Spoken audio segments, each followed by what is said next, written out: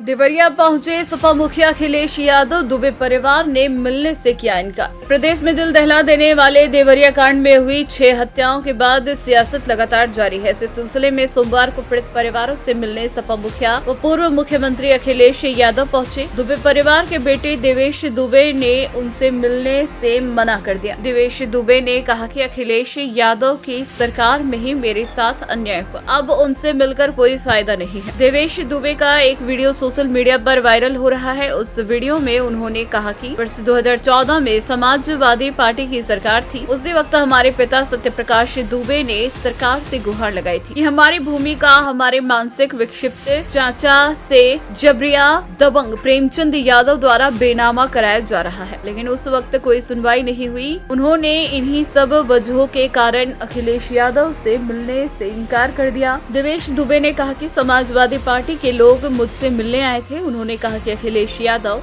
आपसे मिलना चाहते हैं, लेकिन मैंने साफ निर्णय किया कि अखिलेश यादव से नहीं मिलेंगे, क्योंकि उन्हीं की सरकार से हम लोगों के साथ जाती हुई है। उस समय तो दबंगों ने पूरी तरह हमारे परिवार को एक तरह से बंधक बना रखा था।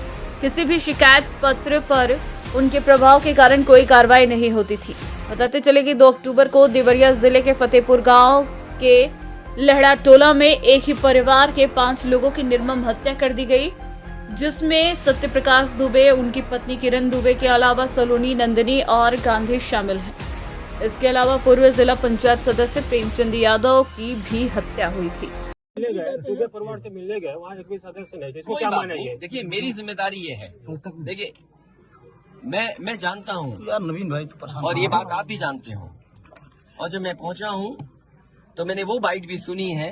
एक चैनल के माध्यम से कुछ खबर आई, हालांकि मैं सिग्नल या उसके नेटवर्क ना आने की वजह से मैं नहीं सुन पाया।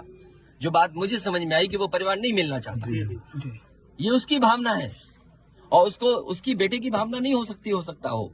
कुछ ऐसे नेता हैं जो उसको समझा रहे होंगे कि तुम मत मिलना, तुम उनको नीचा दिखा दो, अपमानित कर दो। सवाल ये नहीं, हम किसी के भी दुख में शामिल होने आए हैं। इसीलिए मैंने कहा, आपने जब बुलडोजर से किसी की माँ और बेटी को जला दिया गया और बुलडोजर चल गया, आप उस परिवार के उस बेटे से मिलने नहीं गए।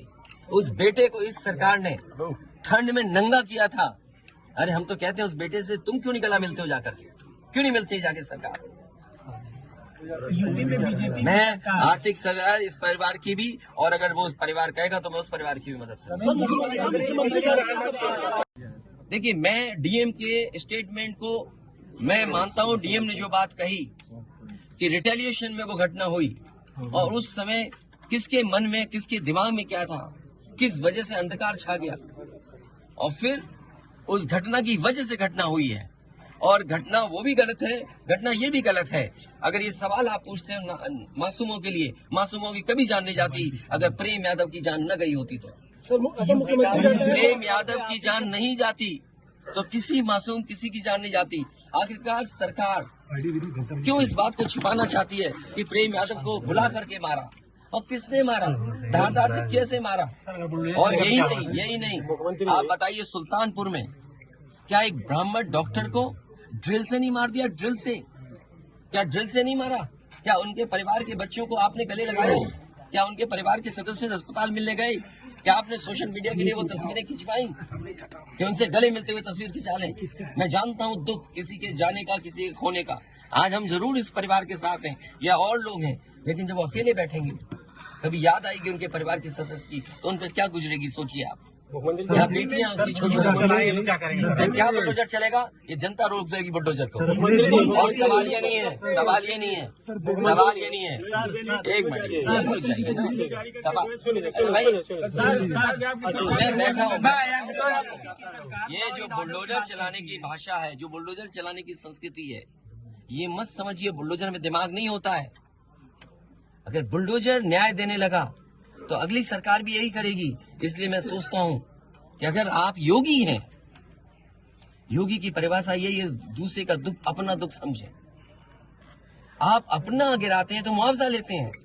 आपकी किसी की हिम्मत हो अगर ये बात की कि उन्होंने अपनी बिल्डिंग गिराई और कितने करोड़ मुआवजा उठाया, अगर आप इसे बुलडोजर चलाना चाहते हो तो उतना ही मुआवजा देना जितना मुआवजा आपने खुद लिया है सरकार से।